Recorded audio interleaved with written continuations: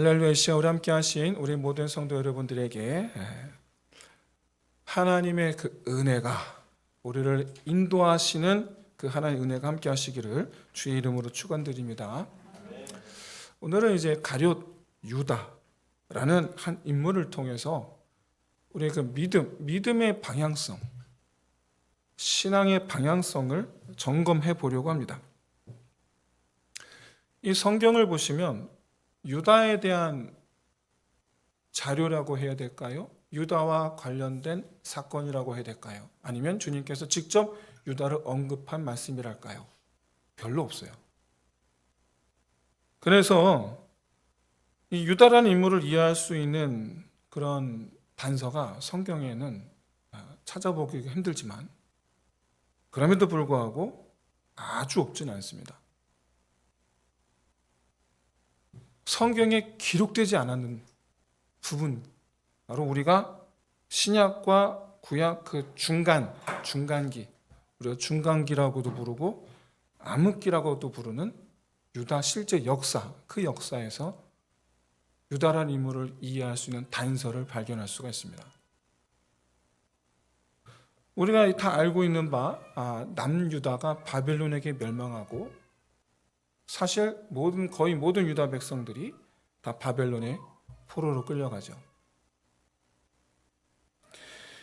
70년이 지나서 페르시아 왕 고레스 왕의 허가를 받아 다시 유다로 일부가 돌아오게 되고, 예루살렘 성전을 다시 짓고 예루살렘 성을 다시 건축하고, 그렇게 해서 또 두 번째, 세 번째 돌아온 이들과 함께 더불어서 나름 잘 살고 있었습니다.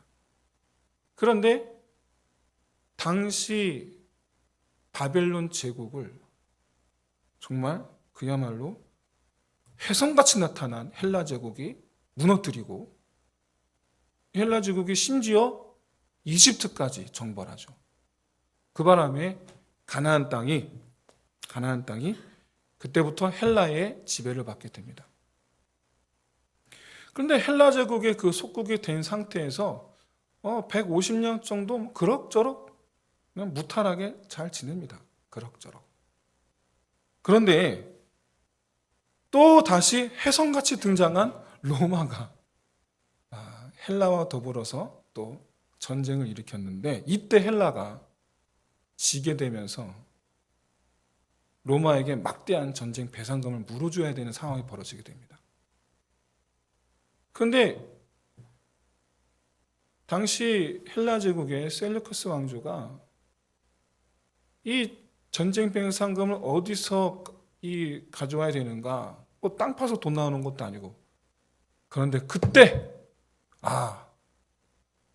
성전, 예루살렘, 유대인들, 유대 성전, 거기에 금과 은이 많더라 라는 얘기를 어디서 듣고, 그때부터 이제 유다를 핍박하기 시작합니다. 그때부터 얼마나 행패를 부렸는가. 예루살렘 성전에다가 제우스를 섬기는 제단을 쌓고 해간 별의별 행패를 다 부립니다. 급기야 그걸 못 참은 제사장 마따디아가 일어나자 하고 반란을 일으키죠. 제사장이 중심이 돼서 반란을 일으켜요. 그게 BC 167년이에요. 이후로 142년에 25년이 지나 142년에 마따디아의 둘째 아들 시몬에 의해서 드디어 나라가 세워지게 됩니다. 그 나라를 이 마따디아 가문의 이름 성이 하스모니아인데 하스모니아 왕조라고 부르기도 하고, 마따디아에게 셋째 아들인데 셋째 아들 별명이 마카비예요.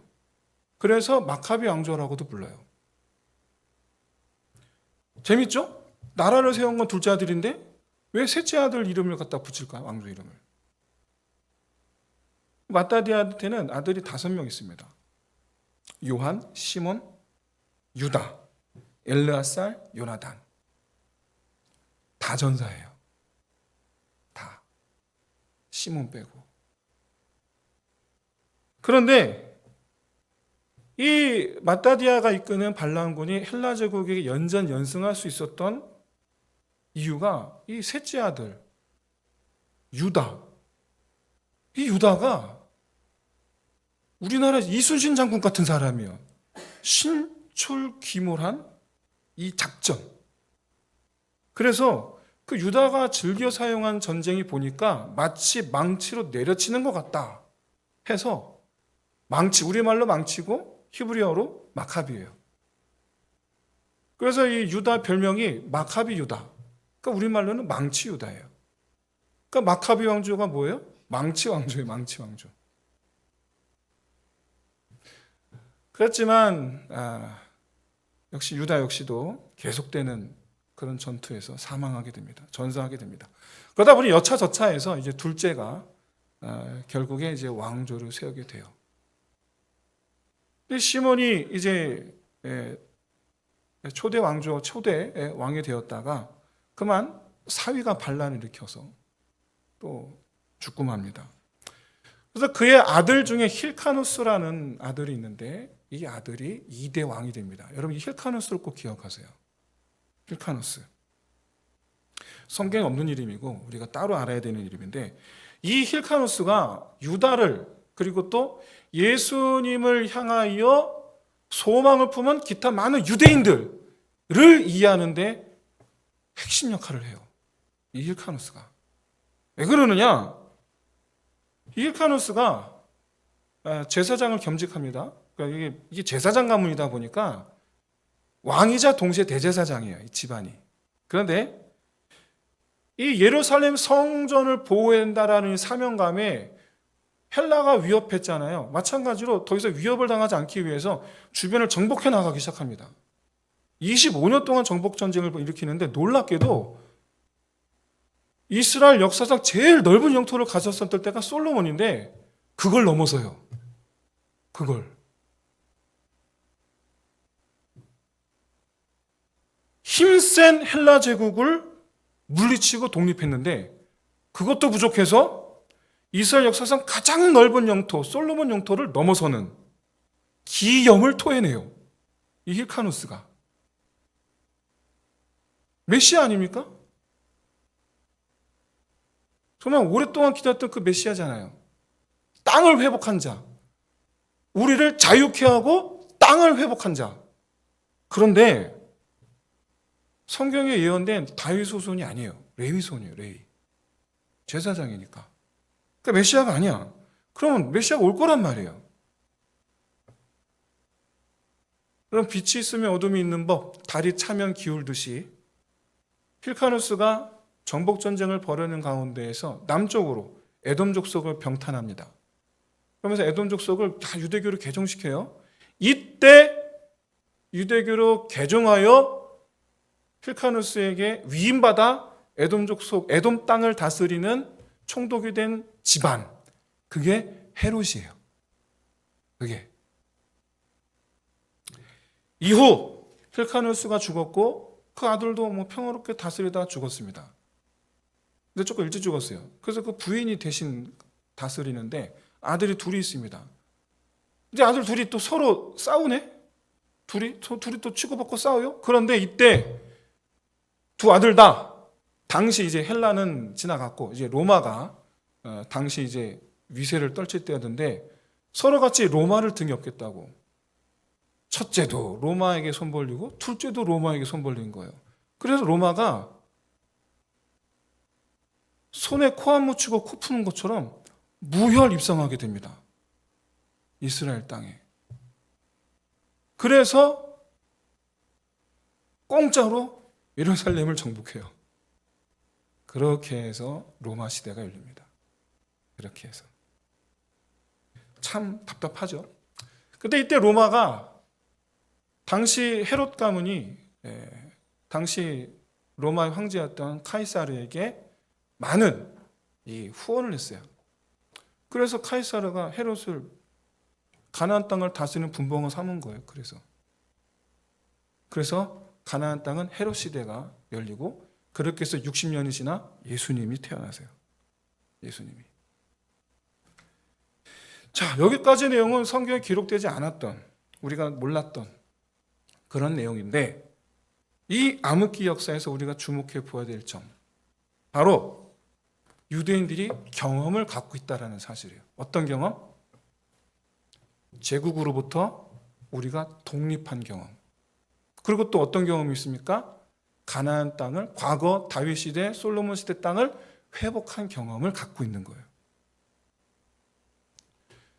자, 제사장 가문도 해냈는데 예언된 다윗 가문 후손이 오면 어떻게 될까요? 근데 오셨죠. 그게 누굽니까? 예수님이잖아요. 근데 예수라는 사람을 가만 보니까 다윗의 후손인데다가 그가 하는 일들이, 야, 여러분, 모세 엘리야급이야. 하는 일이. 모세처럼 바다를 다스리죠. 모세는 바다를 갈랐다면 예수는 바다 위를 걸어다녀. 더더군다나 광풍이 몰아치니까 조용해. 그러니까 바다가 조용해. 모세 뺨치는 사람. 엘리야 어땠습니까? 엘리야 죽은 자 살렸죠? 예수님도 죽은 자 살렸어요. 그것도 3명이나. 어떻습니까? 예수야말로 주님께서 보내신 이 시대의 모세요 엘리야라구나. 여러분 생각하지 않겠어요? 약속하신 그 메시아구나. 여러분 그렇게 생각하지 않겠어요? 기대감이 여러분 정말 그야말로 화산 폭발하는 듯한 그런 분위기예요. 사실은.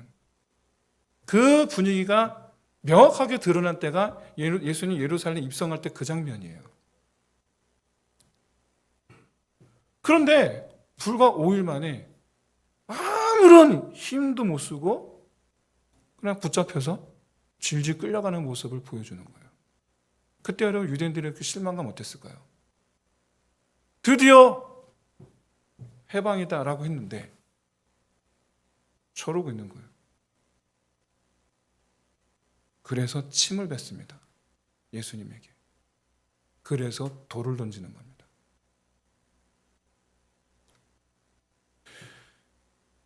더 큰 문제는 이 예수님의 제자들 역시 똑같은 기대감을 가지고 예수님을 따라다녔다라는 사실이에요. 똑같은 기대감을 가지고. 제자들은 200년 전 그 제사장 가문 마따디아처럼 예수님께서 로마와 헤롯 왕가의 반기를 들고 일어나기를 기다리고 있었어요. 그 대표 주자가 베드로죠. 여러분 아십니까? 베드로 항상 칼을 차고 다녔어요. 호위무사였거든요. 제자들은 예수님의 호위에 얼마나 신경을 썼냐면 애들이 가까우는 걸 막았을 정도였어요. 그랬다가 예수님을 혼나죠. 여러분 제자들의 역할은요 예수님을 지키는 거였어요. 예수님 지키는 게 제자들의 역할이었어요. 이렇게 예수님을 위한 마음, 각양각색의 모양으로 예수님을 섬겼던 제자들이기 때문에 그래서 서로가 자기가 예수님께 더 공이 많다고 싸우는 거예요. 그게. 얼마 안 남았거든요. 자기들이 생각해도. 그런데 제자들도 보면 어쨌든 이 제자들은 전부 다 수동적이었습니다. 그러니까 무슨 얘기냐? 예수님께서 일어나기를 기다리는 거죠. 그러면 이제 거기에 자기들이 같이 함께 협력하는 거죠. 그런데 이 제자들과는 다르게 생각하는 사람이 한 명 있었습니다. 내가 상황을 만들어야겠다. 그게 누굽니까? 유다죠. 그게 유다예요. 사복음서 전체에서 유다의 행적을 발견할 수 있는 건 기껏해야 시몬 베다니 집에서 예수님의 머리 향유를 부었던 마리아를 책망하던 모습. 그리고 대제사장을 찾아가서 예수님을 파는 대가로 돈을 받는 장면. 그게 다예요. 기껏해야 그게 전부인데 이런 제한적인 정보를 가지고 유다가 왜 예수님을 팔아넘겼는가 알기에는 분명 부족한 게 사실입니다. 그런데 여러분 예수님을 팔아넘긴 그 이유를 대충이나마 짐작할 수 있는 부분이 있는데 바로 예수님을 빌라도의 법정까지 예수님께서 끌려가게 되니까 그제서야 비로소 그때서야 비로소 일이 잘못됐다는 걸 깨닫고 어떻게 됩니까? 목매어 자살합니다. 그러니까 자기 계획이 어긋났다라는 거예요. 자기 계획이. 어떤 계획이었습니까? 예수님에 대한 재판은 여러분 총 3번입니다. 붙잡히자마자 먼저 대제사장 집으로 대제사장 개인 집에 가서 일단 종교 재판을 받아요. 그리고 나서 이스라엘 공회에 넘겨져요. 여기까지가 1차, 2차 종교 재판이에요. 1, 2차 종교 재판을 통해서 거기서 분명 그때만 해도 예수님의 제목이 신성 모독이었어요. 그런데 빌라도의 법정에 넘어가니까 그 제목이 뭘로 바뀝니까? 반란죄로 바뀌죠. 반란죄로. 유다 생각에 대제사장의 심판, 이스라엘 공의 심판 때까지는 그래도 예수님께서 떨치고 일어나리라 기대를 했던 것 같아요. 근데 여러분, 빌라도의 총독 관저에 들어가면 물 건너간 거예요. 그때는 끝난 거예요. 거기 로마 군대가 있으니까 손 쓸 틈이 없는 거예요. 1차, 2차 재판 때까지는 지켜봤는데 기회가 있을 거라고 생각을 했는데 3차, 세 번째 빌라도 관저까지 가게 되는 것을 보니까 아니었구나. 잘못됐구나. 내 선택이 잘못됐구나를 깨닫게 되는 거죠. 사랑하는 성도 여러분, 정말 중요한 것은 여기서 우리가 참고해야 될 것은 유다는 자기만의 신념을 가지고 예수를 따랐다라는 사실이에요. 자기의 신념을 가지고. 그리고 그 과정에서 철저하게 그는 숨기는 자가 되었어요. 본심을 숨기는 자, 자기 목적을 숨기는 자. 결과적으로 그랬기 때문에 예수님께서 말씀하신 그 모든 것을 들었으나 듣지 못한 자가 돼요. 얼마나 유다가 잘 숨기는 자였던가. 그럼 마피아 게임이라는 거 아시죠? 다 해보셨을 거예요. 그렇죠? 마피아 게임. 마피아를 일단 당첨되면 그때부터 우리는 어떡합니까? 마피아 아닌 척 해야 되잖아요. 그때부터. 근데 여러분 그게 쉬우시던가요? 놀랍게도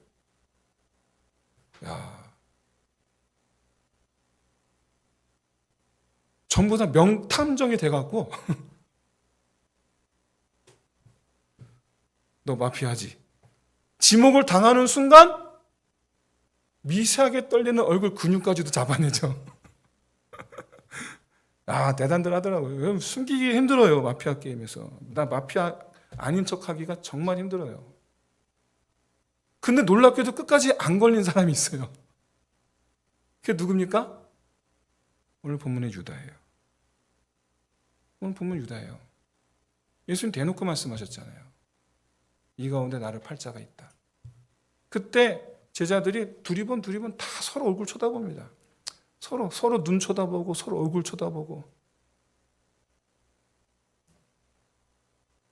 서로 정말 세세하게 몸짓, 어투, 심지어 눈빛까지 서로 살펴봤을 거예요. 근데 안 걸렸어요. 몰라요. 아무도 몰랐어요. 유다인지를.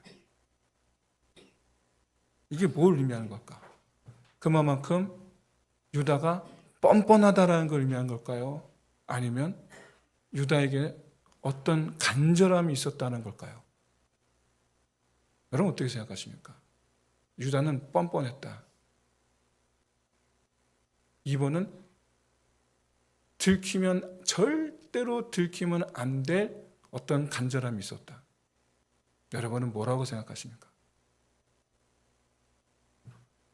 저는 최대의 위기 앞에서 전부 다 누구야 눈에 불을 켜고 마피아 찾듯이 배신자를 찾으려는 11명의 이 11쌍의 눈은 딱 마주한 그 최대의 위기에서 결국 들키지 않을 정도의 철저하게 자기를 숨길 수 있었던 이유는 간절함 때문이 아닌가라고 저는 그렇게 생각합니다.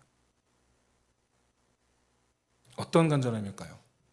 200년 전 마따디아처럼 예수님께서 일어나길 바라신 거죠. 저는 지금 유다가 예수님을 팔아넘긴 죄를 옹호하려는 것이 여러분 절대로 아닙니다. 그의 그 예수님을 팔아넘긴 행위에 정당성을 부여하려는 것이 절대로 아닙니다. 왜냐? 예수님 말씀처럼 그는 차라리 태어나지 않았으면 그게 유다 본인을 위해서 더 나았을 것이 분명하기 때문이에요. 그럼에도 불구하고 이 유다의 이런 목표, 계획, 그의 신념, 그러면 나타난 그의 행동들, 예수님을 배신한 결과들, 결국엔 자살로 끝맺은 그의 인생들, 이런 것들을 통해서 우리가 반면 교사로 삼아야 될 부분이 있다면 그것은 바로 신념이 하나님의 계획과 어긋나면 얼마나 심각한 결과를 초래하는가 라는 점이에요. 심각한 결과, 어떤 심각한 결과입니까? 단지 그가 죽었다라는 것? 아니에요. 그런 게 아니에요. 유다는 3년 동안 예수님과 함께 다니면서 예수님의 말씀을 들었는데 하나도 예수님의 뜻을 깨달은 게 없어요. 3년 동안 들었는데 그런데 하나님의 뜻이 뭔지를 몰라요.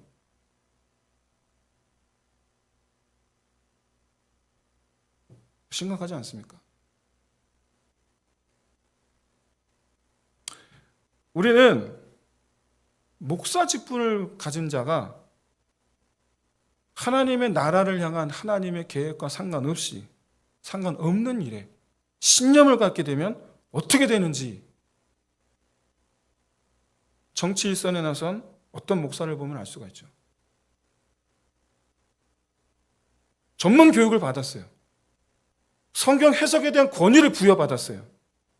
그런데 하나님의 계획과 상관없는 일에 신념을 가지고 오히려 하나님의 뜻과 정면으로 반대되는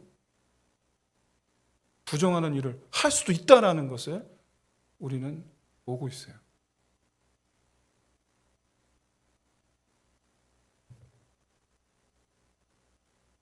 여러분 설마 도끼 들고 문 지키는 게 하나님 뜻에 맞는 거라고 생각하시는 건 아니시겠죠? 유다는 예수님을 자기가 이루고자 하는 목표의 수단으로 생각했죠. 그런데 뒤집어서 유다를 제자로 삼으신 예수님의 기대는 뭐였을까요?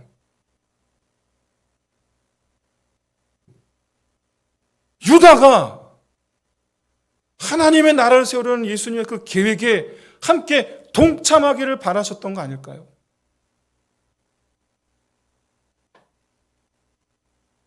나를 향한 예수님의 기대에 귀를 기울이는 저와 여러분 되시기를 주의 이름으로 축원드립니다. 나를 향한 예수님의 기대예요. 나를 향한 예수님의 기대. 근데 반대로 내 기대를 위해서 예수님을 찾는 사람은 여러분 놀랍게도 하나님 음성에 귀를 기울이질 않아요. 하나님의 뜻에 별로 관심을 기울이질 않아요. 하나님 나라? 남의 얘기고 그냥 옆집 이야기일 뿐이에요. 나랑 관계가 없어요. 우리가 유다를 뻔뻔하게 느끼는 이유가 바로 이 지점에 있습니다. 예수님의 입장을 전혀 생각하지 않는 점. 예수께서 자기를 팔자가 이 안에 있다라고 하셨을 때 마치 자기는 아닌 것처럼 아무 내색도 하지 않고 있었던 그 표정. 새벽 겟세마네 동산까지 찾아와서 예수님께 아무것도 아닌 것처럼 키스를 하면서 사실 그게 신호가 되어 같이 온 로마 군병들에게 이 사람이야라고 알려주는 그 죽음의 키스를 아무렇지도 않게 하는 점. 우리가 뻔뻔스럽게 느끼는 그 모든 유다의 행위는 사실 뭐가 있었냐? 그의 신념이 있었어요. 그는 신념을 갖고 있었어요. 흔들리지 않는 신념.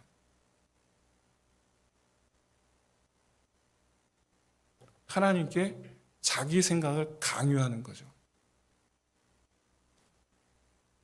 하나님 음성이 들리겠습니까? 들렸어도 이해가 안 되겠죠. 사랑하는 성도 여러분, 하나님의 뜻과 계획에 귀를 기울이는 저와 여러분 되시길 진심으로 소원합니다. 주님의 음성에 귀를 기울이고 그게 무슨 뜻인지 주님 입장에서 헤아리는 사람이 되어야 할 줄로 믿습니다. 주님께서 원하시는 대로 행하는 사람 되어서 하나님의 마음을 시원하게 하는 사람이 되어야 할 줄로 믿습니다. 어떤 사람이 그렇게 될 수 있습니까? 주님 말씀하셨잖아요. 나를 위해. 누구를 위해? 나를 위해. 예수를 위해. 주님을 위해 집을 버리고 가족을 버리고 논밭을 버리고 심지어 자기 목숨까지 버리는 자. 사랑하는 성도 여러분,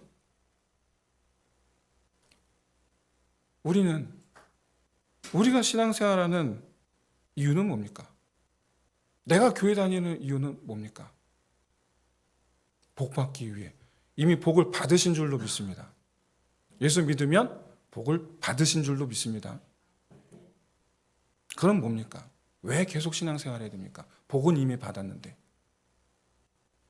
주와 함께 걷기 위함인 줄로 믿습니다. 이제 말씀 마치겠습니다. 여러분, 우리가 신앙생활 하는 것, 그러니까 내가 예수 믿는 것, 내가 교회 다니는 것, 그건 바로 하나님을 위해서예요. 하나님을 위해서. 많은 분들이 위로를 얻기 위해서, 우리 하나님은 날마다 위로를 주시는 하나님이신 줄로 믿습니다. 내 아픈 부분이 있습니다. 고침받고 싶어서 우리 하나님은 고치시는 우리 하나님이신 줄로 믿습니다. 그런데 그건 하나님 우리한테 하실 일이고 내가 하나님께는 어떻게 할까요? 내가. 여러분 이 말을 꼭 기억하십시오. 하나님은 나를 따라해 보시겠습니까? 하나님은 나를 위하여. 나는 하나님을 위하여. 바로 여기에 신앙생활의 목적이 있는 거예요. 나는 하나님을 위하여.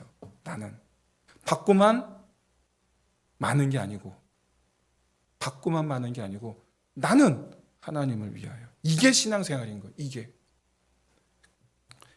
하나님은 하나님의 나라를 세우시기 위해서 우리에게 두 가지 목표를 주셨어요. 우리가 반드시 성취해야 할 목표. 예수님께서 직접 말씀해 주셨죠. 바로 우리가 거룩한 자가 되라는 거예요. 예수 닮은 걸 말하는 겁니다. 나 개인은 예수 닮은 자가 되는 것. 이게 첫 번째. 두 번째 뭡니까? 다른 사람과 하나님을 향해서 사랑하는 자가 되는 것. 거룩한 자가 되라, 사랑하는 자가 되라. 이것이 주님께서 우리에게 하나님 나라를 세우시기 위하여 우리에게 주신 목표예요. 그래서 여러분 거룩하기 위해서 내려놓으셔야 되는 게 많아요. 사랑하기 위해서 내려놓으셔야 되는 게 많아요. 바라기는 이렇게 거룩하기를 사랑하기 힘쓰는 저와 우리 교회 되기를 주의 이름으로 축원드립니다. 이 거룩하게 하심과 사랑하게 하심을 위하여 또한 내려놓을 수 있는 이것이 저와 여러분 우리 교회 믿음의 방향성이 되기를 주의 이름으로 축원드립니다. 우리 함께 찬양하면서